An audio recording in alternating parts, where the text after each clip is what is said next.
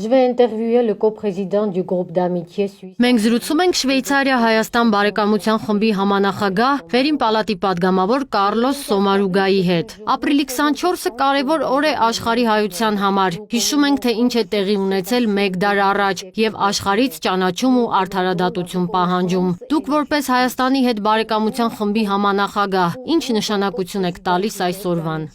Quelle signification a-t-elle cette journée?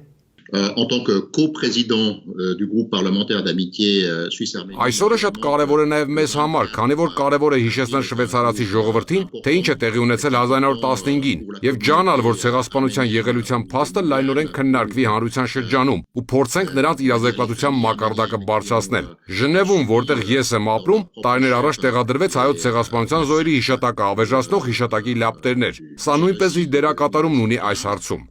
Le Conseil national de la Suisse. Շվեյցարիայի համադաշնության ազգային խորհուրդը 2003-ին հայոց ցեղասպանությունը ճանաչելու որոշում կայացրեց։ Ձեր երկրում ինչ փուլում է գտնվում մարդկության դեմ իրականացված ոճրագործության ամբողջական ճանաչման գործընթացը։ De cette crime contre l'humanité. Pour nous, comme groupe parlementaire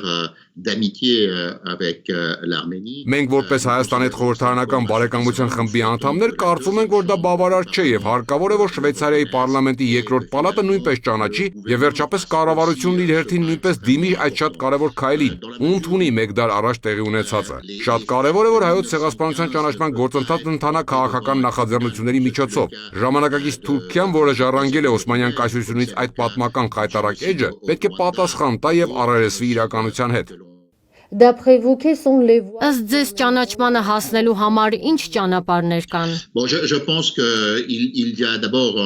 un processus. Ճանաչման համար շատ քայլեր կան անելու։ Առաջինը տեղեկատվական պայքարն է, հատկապես քաղաքական հարթակում։ Շատ падգամավորներ լավ չեն տիրապետում եղելությանը։ Դրան գումարած կա նաև Թուրքիայի կողմից պրոպագանդվող գաղափարախոսական ապատեղեկատվությունը, ընդ որում տարբեր երկրներում։ Երկրորդ կարևոր քայլը հիշողության պահպանման աշխատանքներն են։ Օրինակ Շվեյցարիայի հայ համայնքի հետ համատեղ պիտի համոզենք քաղաքական մեծամասնությանը քայլ անել ու ընդունել հայոց ցեղասպանությունը, որ մարդասիրության արժեքները հաղթեն տնտեսության եւ աշխարհաքաղաքականության շահերին։